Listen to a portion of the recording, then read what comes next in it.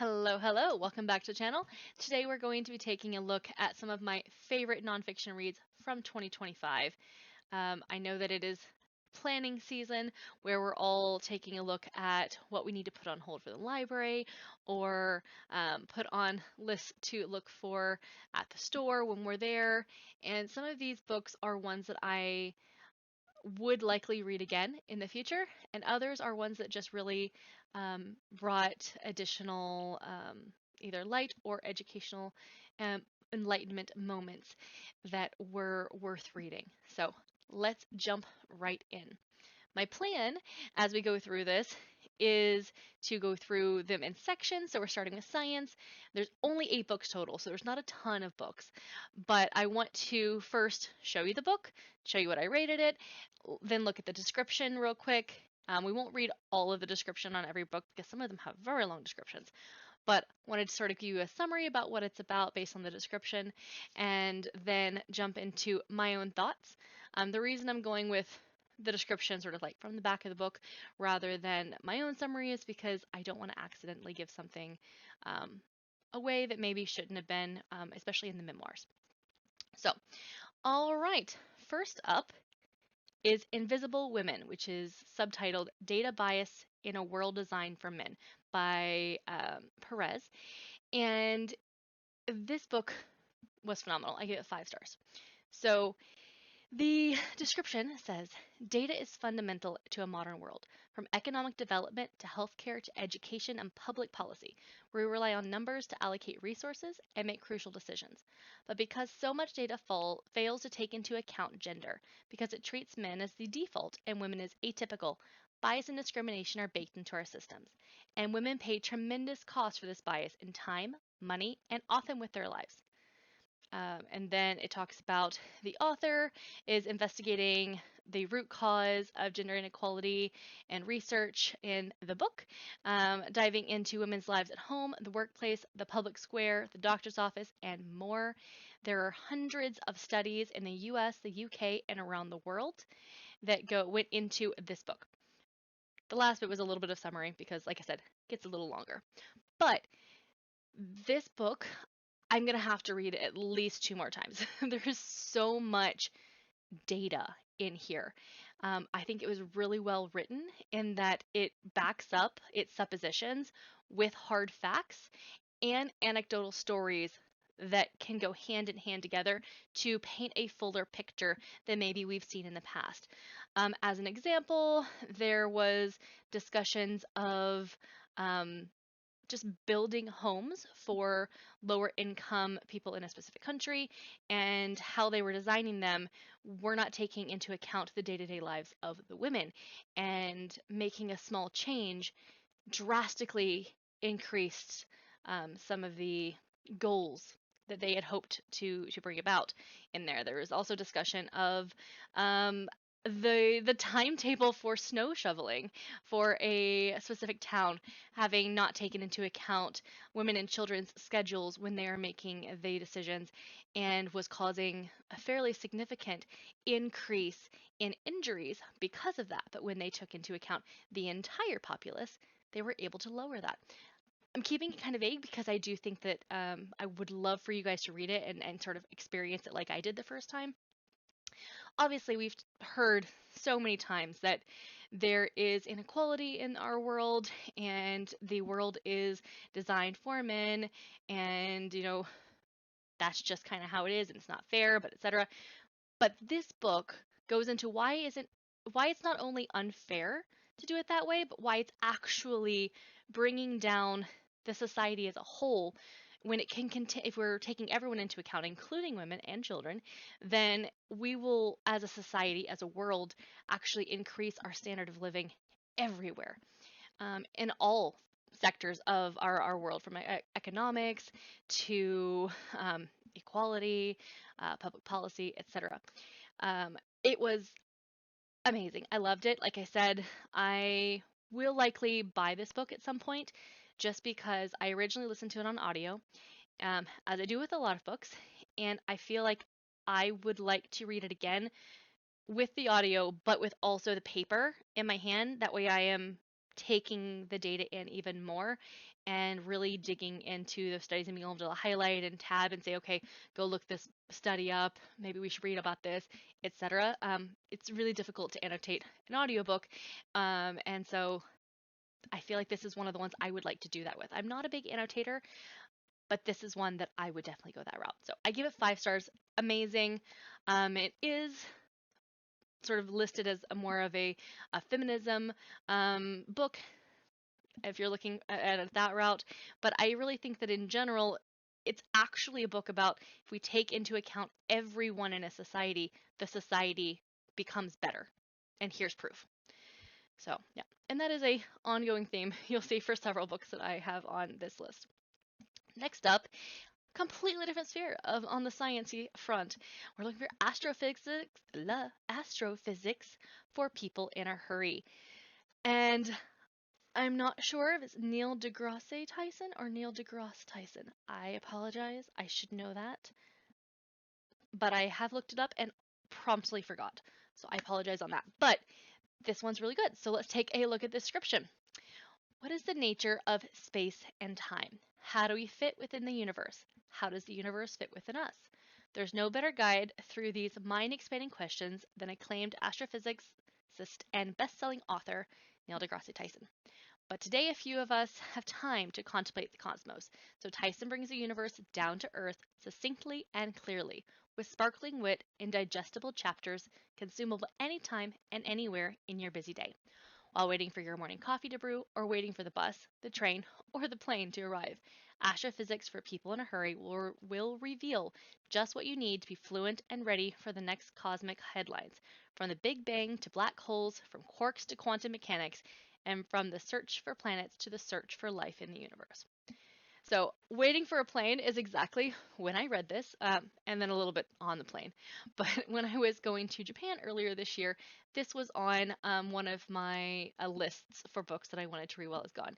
It is a fairly short book, and it was really, really good. It's broken into little chapters that are not super long. I think I listened to them and they were like maybe 20 to 30 minutes, if I'm remembering right, about individual science, astrophysics based topics. And it was really, really good. I know I've said that it's like basics, really, really good multiple times, but like I know that this is a very big topic and it's very complicated very fast. But I thought that he did a great job of breaking it down and making it digestible for myself. And I think that this is one that I would suggest to anyone who just sort of wants to dip their toe and say, hey, I think astrophysics is something I want to sort of take a little look-see in and see, but it seems like it's too complicated for me. I don't have a really deep science background. I haven't been to college in 20 years, whatever the case may be. This is a good introduction. And then you can say, okay, well, now I've got the basics on a wide range of topics within astrophysics. What do I want to dive more deeply into? I really think that that quarks thing we talked about for like 20 minutes, that sounded really, really cool. Let me go grab some more books or watch some videos on it. Or, talking about black holes with a friend or, coworker, and you just have a couple of extra facts you can pull out your back pocket to throw into that conversation because you read a book. I think it's really good. I did rate it a 4 because it did lose me a couple times and just that it wasn't as interesting generally for me. There are a few things I wasn't as interested in, but that's nothing bad about this book. I think that it is a very high 4. It was nearly a 5, and I would definitely suggest this for anyone who is interested in this topic at all. All right, next up, Psych and Sociology. So, next one is the book by Amanda Montell called Wordslut, and the subtitle is A Feminist Guide to Taking Back the English Language. You'll notice that this one and the first one we sort of talked about both have feminism undercurrents in them, but there's much more to both of them than just feminist topics. We talk about how words actually change culture in this book. So, description. The word bitch conjures many images for many people, but it most often meant to describe an unpleasant woman. Even before its usage to mean a male canine, bitch didn't refer to gender at all. It originated as a gender-neutral word meaning genitalia. A perfectly innocuous word devolved into a female insult is the case for tons more terms, including hussy, which simply meant housewife, or slut, which meant untidy, and was used to describe men. These words are just a few among history's many English slurs hurled at women. Amanda Montell, feminist linguist and featured editor at online beauty and health magazines, Birdie.com, deconstructs language from insults and cursing to grammar and pronunciation patterns to reveal the ways it has been used for centuries to keep women from gaining equality.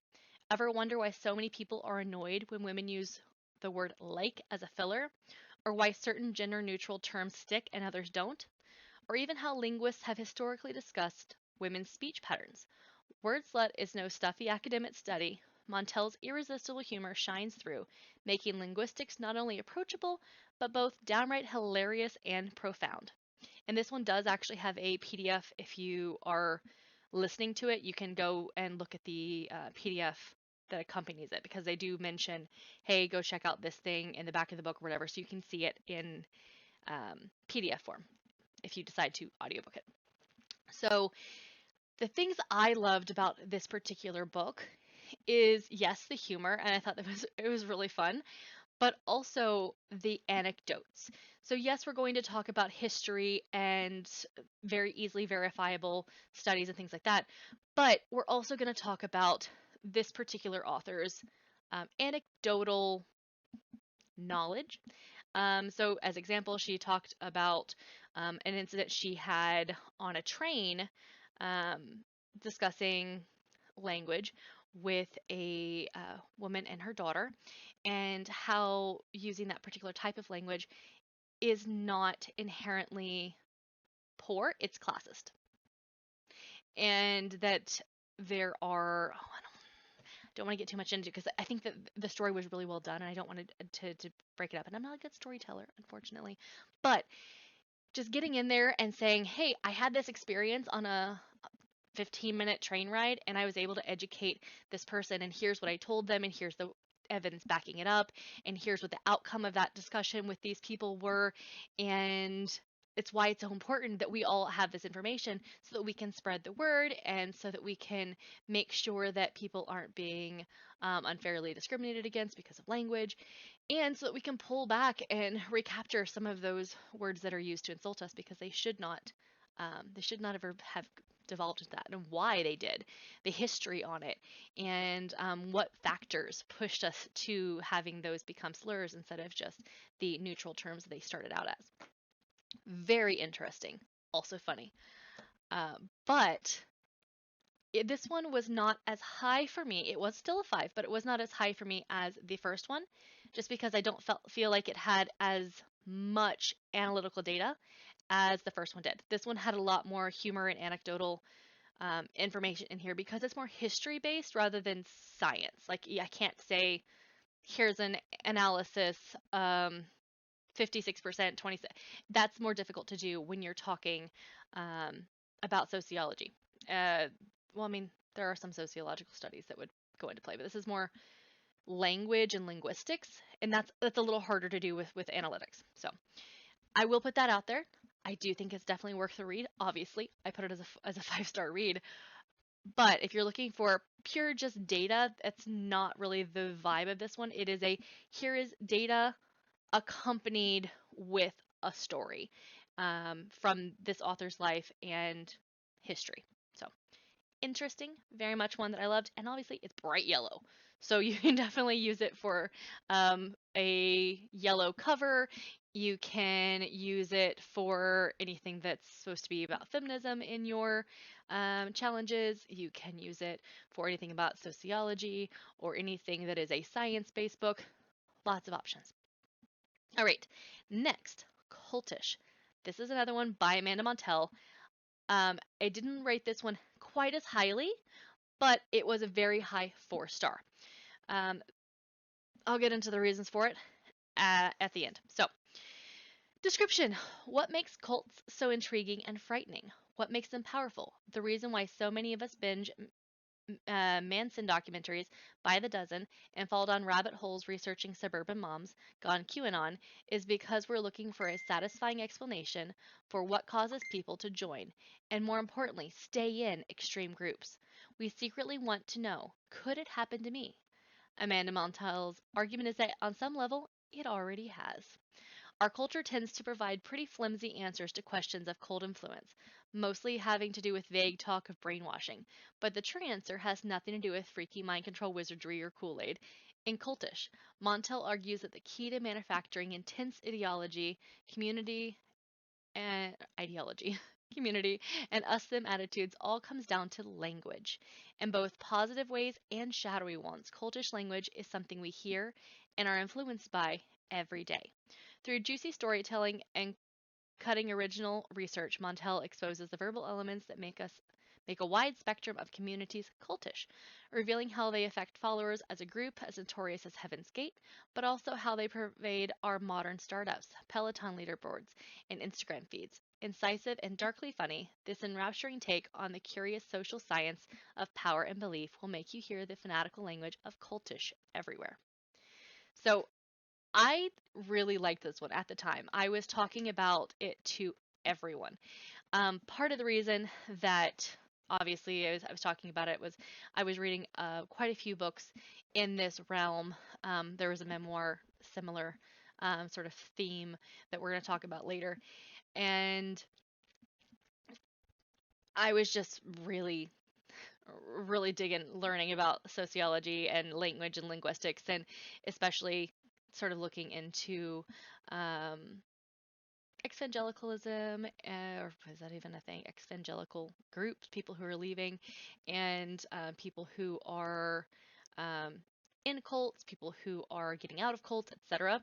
Because that has been in the forefront in the last couple of years, quite a bit. And so I picked this one up because I really liked Wordslut a lot, and I was like, you know what? Same author. It's gonna be amazing. Gonna love it. And yeah, I really did love it. The only reason it didn't get a full 5 stars, and this was a very high 4 star, had more to do with there were a couple of the examples that I was like, I'm not 100% sold.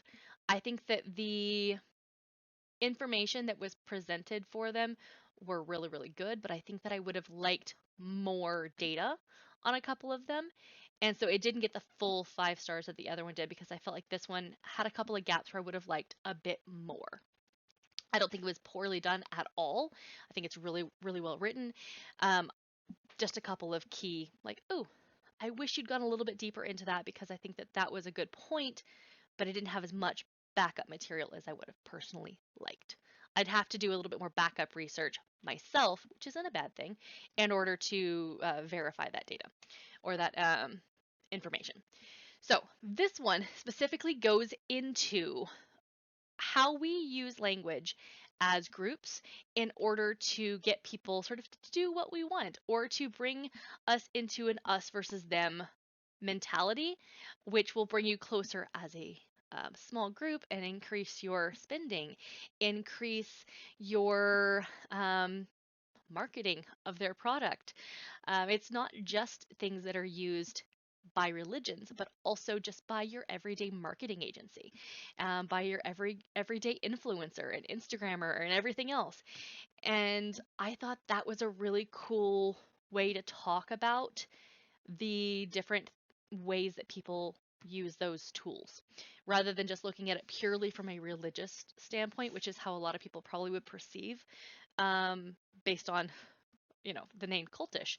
They would think, oh, okay, well, it's going to be about religions. But in reality, it's not. It's more about how people in power or people who are creating brands and people who have, yes, there are a couple actual cults that are discussed as well, how they have created this power structure or this brand loyalty based on the words that they're using and how they're using them, which is terrifying, but also really interesting.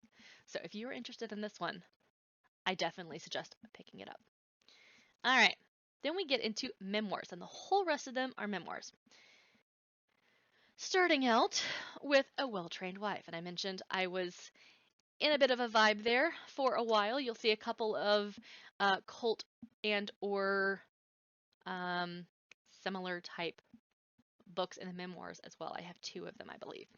So the first one is A Well-Trained Wife by Tia Leavings. And this one I've mentioned a couple times. There were tears. There was definitely some, I feel like we could be friends. We've had so many similar experiences, but I don't feel like my experiences were quite as horrible, to be completely honest, as Tia's. I think that she had some things that were additional. She went further down the rabbit hole than I did um, when it came to the abuse in her home. So do take that into account that this book does have quite a bit of discussion of abuse and abuse-based systems and how her entire life was structured in a way from the time she was a teenager and younger to where she would end up in this type of a situation or could have ended up in this type of situation if the wrong person had sort of chosen her. And I definitely vibed with that as well because that happened to me. So anyway, this one is fabulous. It is a tough read at times.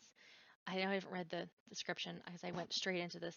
So sorry, I'll jump over there in just a second. But um, it's a very good read, but at times it is a tough read. And if you go into it thinking that it's going to be bashing religion generally and blah, blah, blah, that's not what this was about. This was about how the religion that she was in made her more susceptible to being in a relationship that turned abusive. And the experience of how she was able to escape from that abuse with her children. So it's not necessarily just a bashing religion book at all. It's more about her actual experience and what happened to her and how she escaped from that and how she's doing now, which is much better. So happiness, right? So back to the description. Recruited into the fundamentalist quiverful movement as a young wife, Tia Leavings learned that being a good Christian meant following a list of additional life principles, a series of secret, special rules to obey. Being a godly and submissive wife in Christian patriarchy included strict discipline, isolation, and an alternative lifestyle that appeared wholesome to outsiders. Women were to be silent keepers of the home. Tia also knew that to their neighbors and her family was strange, but she also couldn't risk exposing their secret lifestyle to police, doctors, teachers, or anyone outside of their church. Christians were called in scripture to be in the world, not of it. So she hid and played in sight for years of abuse and pain that followed. When Tia realized she was the only one who could protect her children from becoming the next generation of patriarchal men and submissive women, she began to resist and question how they lived. But in the patriarchy, a woman with opinions is in danger, and eventually Tia faced an urgent and extreme choice: stay and face dire consequences or flee with her children. Told in a beautiful, honest, and sometimes harrowing voice, A Well-Trained Wife is an unforgettable and timely memoir about a woman's race to save herself and her family, and details the ways that extreme views can manifest in a marriage. So, this one I read after Cultish, and I saw a lot of the language that she was being surrounded by, sort of mirroring the types of things that were in Cultish. So, FYI, if you are going to read them both, I'd probably start with Cultish just because I felt that it informed even more as I was going through. But they're both really good. This one just has a bit more heart and pain, and it hurts a little bit more to read this one. So maybe don't plan on reading it all in one go. All right, next one. I'm Glad My Mom Died, Jeanette McCurdy. This one was everywhere. I was seeing it advertised pretty much everywhere I looked. I'll read the description and then do some chat. That was the way it's supposed to go. I messed the last one up. Sorry about that. So, I'm Glad My Mom Died is a memoir by American writer, director, and former actress Jeanette McCurdy, based on her one-woman show of the same name, which I didn't know that she had a one-woman show. FY as an aside. The book is about her career as a child actress and her difficult relationship with her abusive mother who died in 2013. So, other than having an abusive mother, another trigger warning for this one would be um, any kind of eating disorder. So, if you are not wanting to read anything about eating disorders or disordered eating patterns, generally, this one won't be for you because that is definitely something that is discussed multiple times in the book. There is also discussion around um, sexual experiences that you may or may not you may want to skip parts of it or etc. Um, but generally, really, really good book. I give it a 4 star. And again, this this went really, really well into that sort of cultish mentality and vibe that was going on. This one isn't a cult related book so much as this one and the other one we're going to talk about were. Um, this one is much more just like my mother and my family was this sort of like additional level of religious, and the way that that played out was abusive rather than the entire system itself was abusive. So take that as you will, but I do think that it's a really good to go and look at how people that we are seeing as these like stars growing up and etc., how they are actually living in the world now, what that did to them. Because I think that this definitely, we've done a lot to protect kids on the financial side now compared to back in the day. Child stars are much more protected financially, not fully, but they are more protected now than they used to be. But they're still often being taken advantage of in a number of realms. And I think looking and hearing from these people who have lived these lifestyles and what happened to them and why it happened um, is important, because it's because we were not looking closely that they were injured, and we need to make sure that the next generations are better taken care of. Personally, that's my thought. So hearing from someone who is about my same age, I believe, about the things that she was experiencing when we were both kids and how her life was very different from mine, and the differences and also the similarities, the things that we were going through at the same time, I thought was really interesting. And I don't know if I'll read her next book, which is a fiction, and I believe it's contemporary fiction, if I remember right. But because I don't know that that one is really my cup of tea. But I definitely thought about it because I was like, but I really liked the other one. So I may change my mind and decide I'm going to read it. But um, I very much did enjoy this one. I thought that there were moments that were sad. There were moments that were so well written. They were just really well done. And then they were, they were good and bad, because every life is good and bad. And she had a bit of a hard life there for a while. So, anyways, I don't want to get like, I'm trying to keep it very kind of basic, but also suggestions. Next up, The House of My Mother. Again, we're getting into cults. This one, again, is the religion itself was not necessarily what was the cult. It was the things that were happening after. So I'll talk more about that in a second. So, Sherry Frankie's childhood was a constant battle for survival. Her mother, Ruby Frankie, enforced a severe moral code while maintaining a facade of a picture-perfect family for their wildly popular YouTube channel, 8 Passengers, which documented the day-to-day life of raising 6 children for a staggering 2.5 million subscribers. But her darker truth lurked beneath the surface. Ruby's wholesome online persona masked a more tyrannical parenting style than anyone could have imagined. As the family's YouTube notoriety grew, so did Ruby's delusions of righteousness, fueled by the sadistic influence of relationship coach Jody Hildebrandt. Together, they implemented an inhumane and merciless disciplinary regime. Ruby and Jody were arrested in Utah in 2023 on multiple charges of aggravated child abuse. On that fateful day, Sherry shared a photo online of a police car outside their home. Her caption had one word: finally. For the first time, Sherry's revealing the disturbing truth behind the channel and her family's involvement, and etc. So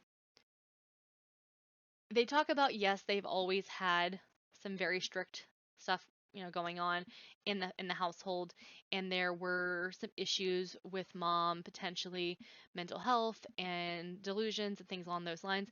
But when, as we've all seen on television, that personality was introduced to Hildebrandt's personality, the two of them together worked on Connections, which was much more of a cult than anything. I feel like it was definitely a cult based on everything that I've read about it so far and seen on the news, etc. I did not personally watch the videos though that came out from Connections, because that was not something that I was in a mental place to try to go and see any of that stuff when all of this was going on. But I did read about it from people who had watched it. So secondary, I suppose, not first person. So take that with a grain of salt. But at the same time, even in the book, it says Connections was more of the cult, but there were personality things that were leading towards that from the very beginning. And I thought it was interesting. Again, was reading a lot about cults and things along those lines in 2025. So I picked this one up because of that specifically, and because I'd seen it in the news, and I thought, you know what? Let's give it a go. And I enjoyed it. I gave it a 4-star. I thought it was raw, or at least honest, and I would like to see more people be honest about things that have happened in their lives, so that we can all sort of learn and share what we've learned with each other. So I thought this was really interesting on that front. The things that she discusses, there is definitely discussions of abuse and neglect. There's discussion of parentification in some cases. There's discussion of more or less parental abandonment. There's discussion of sexual. It is abuse, but it is not necessarily what you would think. It was more, I don't know how we go into that. It's not dubious consent at best. It was more manipulative, and talk of mental health and depression as well. So if any of those things are things you do not want to read, that is not going to be your book. There's a lot of very hard topics and discussions in it, but generally it's more from an informative discussion point rather than a let's take it super down into the dirt to discuss all of that. It's here is the story, here is the data, or they not data, but the information that you should know that sort of links this into the whole story. This was going on during my brain and during my life at this part of the story. This is how the story sinks into that. This is what was going on. This is how I could see. This is the things I didn't see but came out later, etc., etc. So interesting because we've seen it in the news, right? And I'm happy to have heard her story. All right, last one. A more happy, well, a not so sad one. So this is Felicia Day's memoir. You're Never Weird on the Internet. Almost. And I read this one earlier in the year, and I very much enjoyed it, obviously, because this is books I enjoyed. So let me quickly read through. I'm not going to read the whole thing because it is a very, very long description, but we will skip through. When Felicia Day was a girl, all she wanted was to connect with other kids desperately. Growing up in the Deep South, where she was homeschooled for hippie reasons, she looked online to find her tribe. The internet was in its infancy, and she became an early adopter at every stage of its growth, finding joy and unlikely friendships in the emerging digital world. Her relative isolation meant that she could pursue passions like gaming, calculus, and 1930s detective novels without shame, because she had no idea how uncool that really was. But if it hadn't been for her strange background, the awkwardness continued when she started college at 16. With mom driving her to campus every day, she may never have had the naive confidence to forge her own path. like when she graduated as valedictorian with a math degree and then headed to Hollywood to pursue her career in acting despite having zero contacts. Or when she tired of being typecast as the crazy cat lady secretary and decided to create her own web series before people in show business understood that online videos could be more than just cats chasing laser pointers. Her rag to riches rise to internet fame launched her career as one of the most influential creators in new media. Ever candid, she opens up about the rough patches along the way, recounting battles with writer's block, a full-blown gaming addiction, severe anxiety, and depression, and how she reinvented herself when overachieving became overwhelming. So, they already sort of talked about some of the triggers on that one. If you don't want to hear about, addiction, anxiety, depression, then this one isn't for you. But they're all fair, like a smaller portion of the whole. I picked this one up specifically because I figured they were going to be talking about the web series, which they did, and it's amazing. If you haven't read it or watched it, you definitely should. And how that all came to be, um, what all of the things that came after, and also why it didn't get picked up, who produced it, how everything was set up, who was funding, all of those things. And they did definitely go into that, which was really cool. I very much enjoyed that section of it. But it also was interesting, the part that came before that, for when she's growing up and she's talking about, the things that she liked to focus on, the things that she liked to learn, and not necessarily fitting in, but not realizing it fully, and then going to college and everything else. Um, I enjoyed that because it very much felt similar to some of the things that I've gone through personally, and that was cool. Uh, you know, being uncool together, and also just being interested in, geeky and uncool and nerdy things from a very young age. Similar.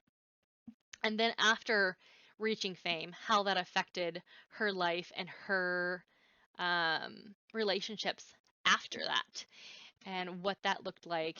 And um, a lot of times you hear, after fame, everything goes downhill. And that's not necessarily the story that she's telling. She's telling more about how she has to approach things with intentionality. Otherwise, she's going to go a little too full into them. Like when she talks about gaming addiction, she needs to be more intentional with her choices and reach out for help when she needs it. And those are all things that all of us feel, or at least I think we all feel. I definitely do. Um, I have definitely gone down times where I have spent way too much time gaming. Um, I've never been at a point where I could put everything else aside if I wanted to survive, because if I was living alone, um, then I had to pay for things, and yeah, maybe I would not do as well if I for a month or two. But I always tried to make at least the ends meet, and that was something that has always been, because I have anxiety on that part, and that sort of kept me a little bit more in line maybe. But I've gone that route with books. I've gone that route with games. Hyperfixations have definitely taken me down some paths before, and had to been like snap out of it, like, hey, maybe not the best choice. We can come back to it in a future time. What do we need to do to get things back on track? So it's nice hearing from people that you look up to for being themselves out in the world. That they're having similar experiences, and it's not all roses. After you've made it popular, it doesn't. It's not all perfect, but things are good, and things can get better, and it ends with hope and joy is the majority of the things that are happening in her life, in the future, and as the book is sort of alluding to, and how things are going to go in the future. So that's why I'm like, this is the last one on the list, because I wanted to end with happiness and joy and just a fun read. It is read by the author, which is great. It's a fairly short read. Was it my absolute favorite memoir of all time? No, but it was 4 stars. I thought it was really good. I enjoyed it a lot, and I might read it again if somebody else was going to be reading it with me, just because I think it'd be fun to chat about the different things and to be like, hey, if we're going to read this together, let's also maybe let's watch some of her roles. Let's go watch some Supernatural. Let's go watch some of her online stuff. She's got her own one obviously, but then she's in another online what is the name? They're singing. Oh my goodness, literally we sing songs from this like at least once or twice a month. Anyway, my brain is dead at the moment, but go look it up. Amazing. A lot of really fun roles and fun productions that she's either been in or put together over the years. And my husband and I very much enjoy her stuff. So that one's good. Anyways, that is the end of my favorites for the year. I'm definitely looking for new books in this sort of realm of nonfiction for the year. I don't necessarily want to read a ton of memoirs. I felt like I read way more memoirs than I usually do last year. I read, I want to say like almost 10, if not at least 10 last year. And I think I'd like to lower that down a little bit and get some more other types of nonfiction into rotation, just because I'm enjoying them quite a bit. And I like to learn. That's something that I find is very useful. So let me know what your favorites are. Have you read any of these? Did you agree? Did you disagree? You were like, oh no, that was definitely like a 3-star, or I DNF'd that book. Let me know. I'm completely open to feedback, and I'm looking forward to your suggestions for this year. All right. Have a wonderful day, and I will talk to y'all next time. Bye.